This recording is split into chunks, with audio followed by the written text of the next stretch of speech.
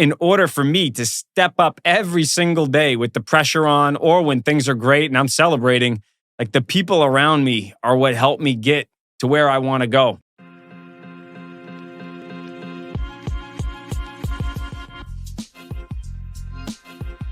The right team elevates everything. What's up, guys? Jeremiah Boucher here with Finding Your Edge. Another episode. I want to go over building your team, protecting your energy. It takes a team, it takes a culture, it takes execution, yet it starts with you. So I focus on real estate investments, entrepreneurship, and in this episode, I want to dive into what I've been experiencing the last 6 months or so in terms of transforming as a leader, CEO, and then also some of the decisions that I've made around investing, all due to the team that I have around me. Investing is a team sport. Business is a team sport. No one player can typically change the game in team sports. No matter how good you are, no matter how much talent you have, you always need to have that supporting cast. And as I dove into analyzing some of the best athletes, some of the best performers in business, in art, in music, they have a team. And the first team they have is a team in their personal life. And this is the one that made a huge shift for me. Protecting my own energy. It starts with me. And leaking my energy to people that don't deserve my energy, or where I built up bad habits to have friends, have associates, colleagues, where I'm drawn to people that aren't healthy for me, was detrimental to not only my professional success, but my personal well-being, my personal energy, and my personal ambitions. The world's moving at such a crazy pace, right? There's so much information coming at us at once, and there's so much competition in the world of business. To be great, you have to show up every single day, and it takes consistency. Right? That's trite. Everyone says it. You can scroll through Instagram and YouTube and get a million motivational posts or blurbs or quotes. And that stuff is great. It's positive.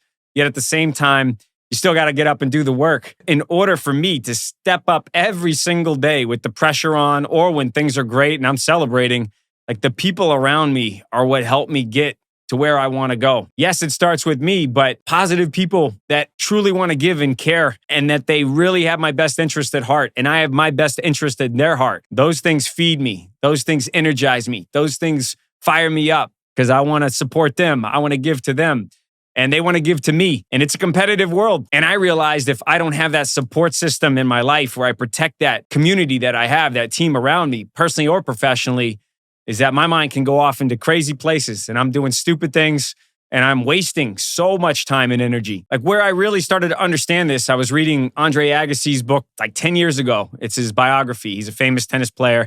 If you grew up in my era, and I'm in my 40s, he was real famous in the 90s. He was a top-end tennis player. And in his book, Open, on Audible, it's amazing. One of my favorite Audible books of all time. He talks about his whole journey about handling success, pressure, the pressures of his father, and how challenging his environment was growing up. And he had this circle of people around him that he was very vulnerable with, because at performing at the highest level, and he's an emotional guy and a sensitive guy. I feel like I'm the same way. He has a lot of ups and downs. These people in his life were the ones that he trusted, because people outside of that circle he couldn't trust. And he never knew if they wanted something from him, or if they were going to try to benefit their self-interests instead of feeding into him and helping him achieve his highest potential. So that always stuck with me, is like, how am I building up this team around me? He had his trainer, he had his nutrition, he had his girlfriend, he had his brother, he had his agent, like all these people that it was just a handful of them that really insulated him from all the chaos and pressure in the world. And I heard this with Michael Jordan as well, where he has the persona when he's on the court, he's an animal. Right? A competitive monster, if not the most competitive person of all time throughout sports. And he loved the fire of trash talk and getting revenge on other teams, and just putting the dagger in their heart when they're down. Yet in Tim Grover's book, where that's Michael Jordan's trainer, and that book called, I think it's Relentless, that is a phenomenal book. He talks about where when he goes home, he shuts it all off. Like, that is the safe place. His home is where that competition goes away. He can truly be himself outside of the court, where he has his dark side and he has his passions on the court. But at home, he could just completely be at rest. He doesn't need to be a superhero. And then that way he can recharge, and he's ready, and he can turn it on right when he has to turn it on. But then when he gets home, he knows he can turn it off. No one's trying to attack him. compete with them, and then he can truly recover, recharge, and rejuvenate so that he can perform at the highest level. So with these things in mind, the first thing I focus on is energy is the foundation. And am I leaking my energy or am I building it and growing it? Every interaction with someone is either a withdrawal or a deposit. And we got to deal with challenging people in life, and that's cool. But yet, where am I getting the deposits? And that's where building the right people around me has been a game changer for me. And I'm still building it. And then I do an audit. Am I scattered? Am I all over the place? Or am I centered? And this is my responsibility, yet the supporting cast around me plays a big role. And if I feed into the people that I love the most, then I feel the most loved in return. And then I feel like I have all the energy in the world. I have all the ability to go out and get whatever I want to get and create without that fear of attachment that I'm performing or doing something so someone validates me, so I get the crumbs of people's acceptance or approval. But when I have the strong foundation already in place, the performance is the bonus. The performance is actually just going out and putting it all out on the field. And I'm not trying to fill myself up by achieving, because I already got that. I got the people that love me for who I am without having to perform or put on a mask or give or earn or trade for their affection. Building up these people around me in my life, it's not about status. It's not about their resources. It's not about what they look like or how much money they have. It's the people that I feel the best around. So I got buddies that I grew up in high school that I laugh. They're bartenders. They're happy family men, and they're just cool guys that I can be who I want to be around them. And I don't have to talk about business. I don't have to perform. I don't have to sound like I got it all together. It's just, I just start laughing when I'm around them. And that is critical to have those people in my life. And I separated myself from a lot of those people because I heard the advice, your net worth or the money that you're worth is the network, the 5 people that you spend most of your life with. I don't call that. Like, yeah, I mean, I don't want to have to spend time with people that are rich in order to think I'm just going to get rich, right? I want to spend time with people I enjoy and that I value who they are other than just the money that they have. And when I look at these people in my life, it's not about what they say, it's how they show up. It doesn't have to be perfect the way that we communicate. We can have conflict and we battle, but do they show up in my life? And do I show up in theirs? Because true intentions, true integrity is what you actually do. It's not what you say. It's not even really what you have. It's just what do you do consistently? And if people care about me, they show up. And if they don't show up, they don't care. And I don't care what they say. So look at that. Like what are the actions in people's lives? And what are the actions in our own life? If we care about our health, we show up and we take care of it. If we don't care about our health, we don't do it. There's no should. There's no I need to. There's no I probably. No, you do it or you don't. And then if you do it, you value it. And that's important. If you don't care. So why do we lie to ourselves and pretend like we need to be something we're not? It comes down to what do we really want to do in our own lives? And then what do the people around us want to do and how do they want to relate? I believe over a long enough timeline, your inner team reflects your outer results. I've had toxic relationships, intimate partners, friends in my life that over time, the results showed. So maybe I was winning.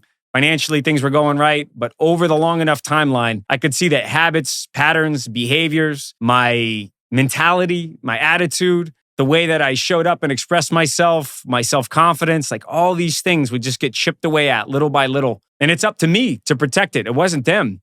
I just fell into the trap of the familiarity of that relationship instead of planting a flag and being intentional and saying, this is what I want and this does not feel right. And then cutting it off, right? Where destruction is necessary for construction. Something has to die in order for something new to grow. And it's so hard to cut something off and kill it because of the fear of the unknown, of not knowing, like, I have something safe now, but what's going to be on the other side of that? And that's not easy. But with friendships, I think it's so important to be able to cut off the ones that don't work, that aren't healthy, and then be alone. But then coming from the right place, feeding your mind the right things, doing the right things every single day, I believe, and it's happening right now for me, I'm attracting the right people around me. But it starts with me. And lastly, in my personal network and in professional network, it's leadership starts with alignment. Like if I'm not aligned, then I can see the team around me.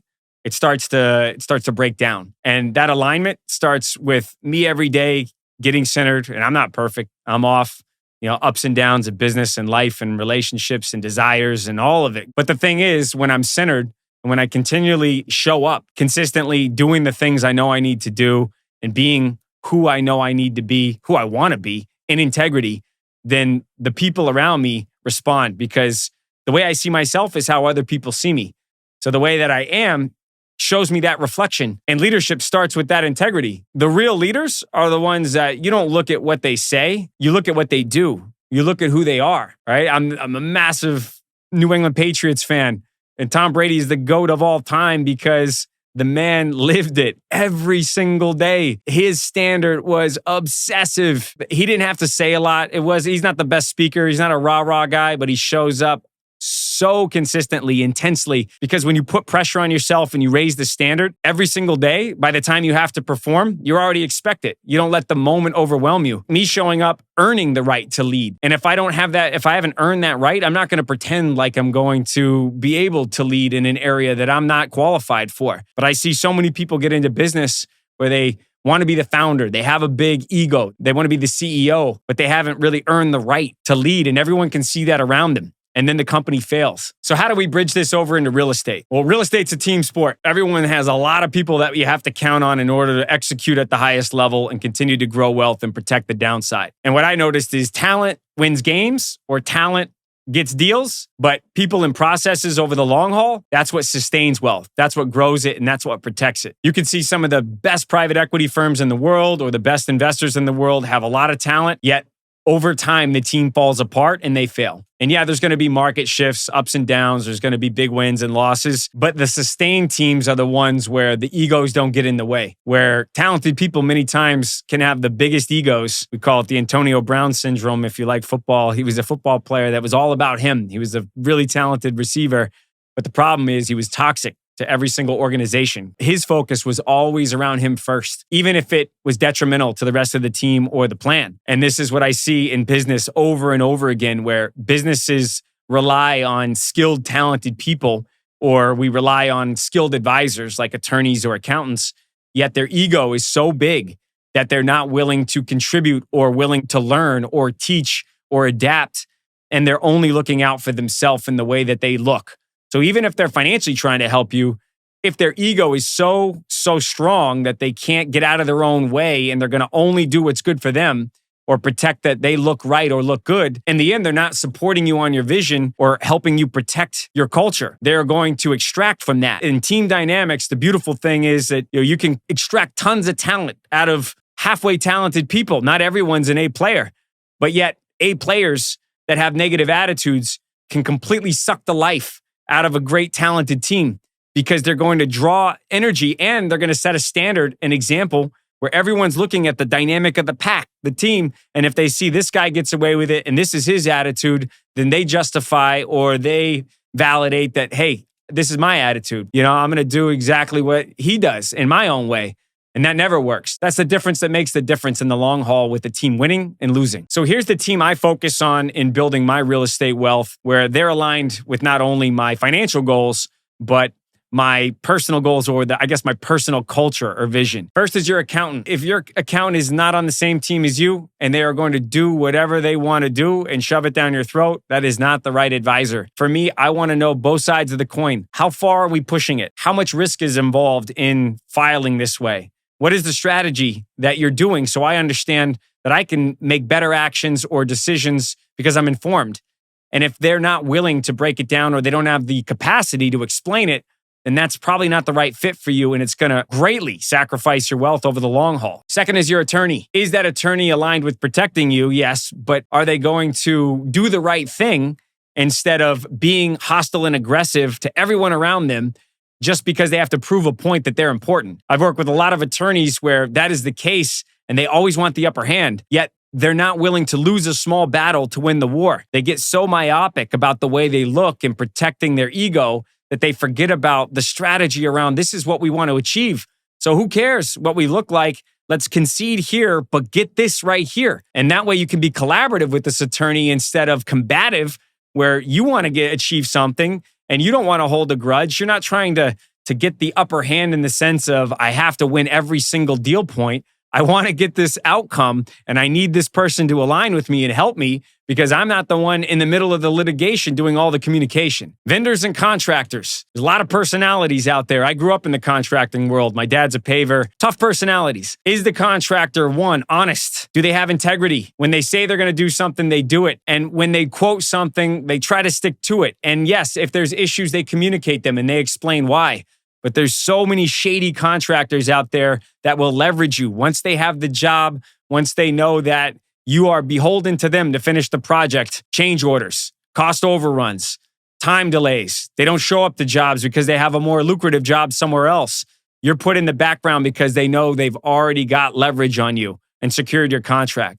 So great contractors, I'm more than happy to overpay 10, 20, 30% for a contractor that executes, that communicates. We have a problem. This is how I'm going to solve it. This is what I'm going to need to solve it. This is the timeline it's going to take. If they hide it from me or I have to find out secondhand from inspectors or other people on my team, that is a bad sign. And I never want to work with that contractor again. And if I tolerate that, then that behavior just becomes the standard. And then more and more skeletons in the closet. 3 steps down the road in the project, something blows up, but yet you didn't know about it. And now you can't plan for it because you tolerated or you accepted someone being good at what they do, but not aligning with your culture. And then lastly, partners and employees. I'm talking capital partners or operating partners and your employees. This is the most important professional team that you have. In real estate, in business, if it's not in writing, it's really not an agreement. Yet, the agreement is only as good as the paper it's written on if you guys aren't aligned with your values. Do they truly have integrity? Are they going to do the right thing when no one's looking? Are the interests aligned where you're both going after the same goal? Are you competing over the same resources or you step over each other's toes because you want to be in the same role? Do they care about what they're doing? Do they have pride or passion in their job? Are they a team player? Are they going to teach you instead of hiding information so they feel important? Are they resourceful? They're going to figure things out. All these things matter. And I'm not saying everyone in your life has to check every box, yet over the long haul, you get a feeling of who people are by the way they act. Working with people that are aligned with your values, where you step up, you show up for them, you set that standard, then on their end, they show up or they don't show up. But over time, you realize that, yes, we are a good fit or we're not a good fit, instead of just letting it kind of slide. You know, getting that bad feeling like, he hid that thing from me. Or that's weird. He didn't tell me about this issue. Or I wonder where this money's going. And I don't know where it could have possibly went. And I asked him and he felt defensive. Like these little things that come up where you're just like in a relationship. Like, if something's going on, you can feel it. Everyone has that intuitive ability. And instead of listening to it, we just shove it down. We got too many things to do. We have other obligations. And then this stuff comes back and bites us.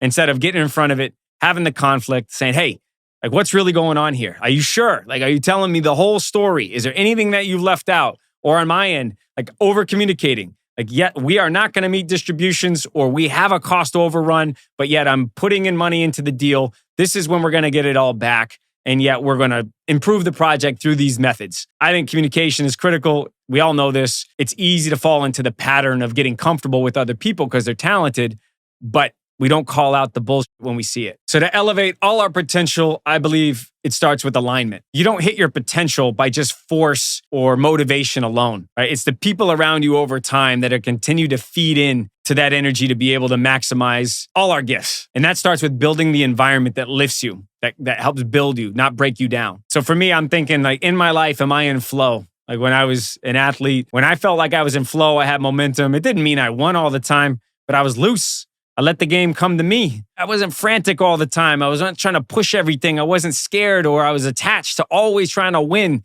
or get something. For me, flow is just showing up and playing like, man, for the fun of it, I love this shit. Like I want to get into it because the game itself is the outcome, like playing at the highest level and having the supporting cast around me because I'm going to have bad days and I'm going to have good days.